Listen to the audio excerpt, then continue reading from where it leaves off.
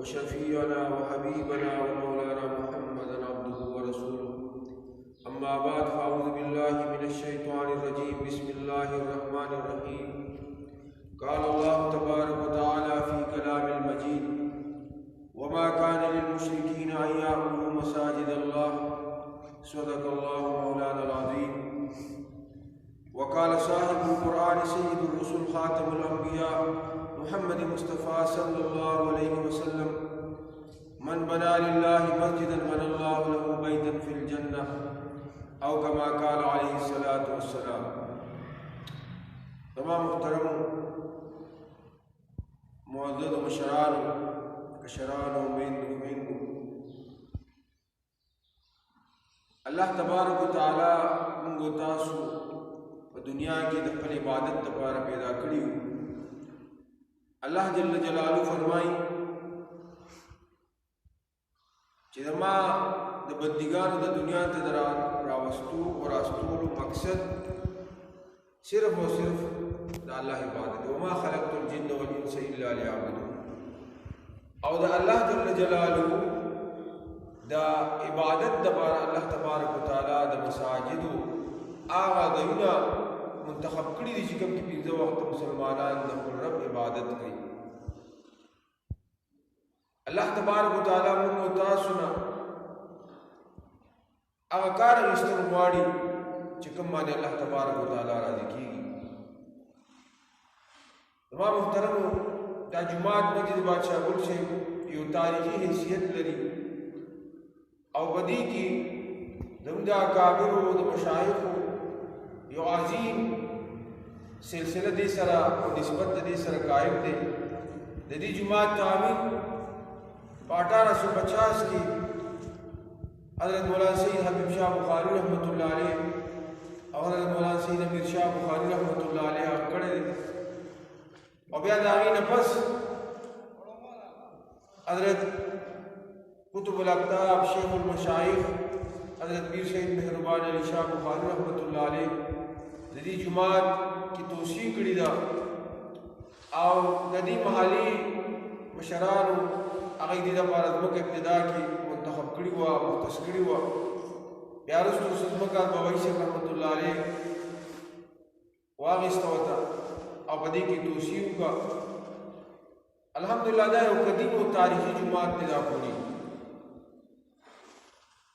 او بیا وروستو حضرت بادشاہ ګل بخاری رحمۃ اللہ علیہ په دې کې په 1951 کې توسیع وکړه او د دې دا مینارونه چې کوم دا ګلو لومړني مینارونه هغه په دې کې تعمیر شو.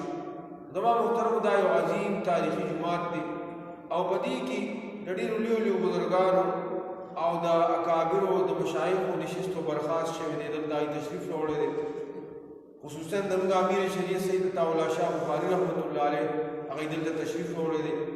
او دې سره سره د مولانا یوسف صاحب رحمۃ اللہ علیہ برخوردار او الیاس صاحب رحمۃ اللہ علیہ برخوردار مولانا یوسف صاحب رحمۃ اللہ علیہ او د شاه حاجی محمد امین صاحب رحمۃ اللہ علیہ مولانا حسین احمد مدنی رحمۃ اللہ علیہ او مولانا عبدالرحمن کامل پوری رحمۃ اللہ علیہ مولانا عبدالشکور صاحب چل او ډېر لوی مشایخ او بزرګانو دلته تشریف راوړی دی. د حضرت حاجی محمد امین صاحب رحمۃ اللہ علیہ مانډي شریف دا ټول بزرګان چې هغه مشایخ او علما او اکابر هغه د جماعت ته تشریف راوړی دی او د بابا صاحب رحمۃ اللہ علیہ سره نشست و برخاست په دې خانقاه جماعت کې شوي دي. دا یو عظیم تاریخي جماعت دی.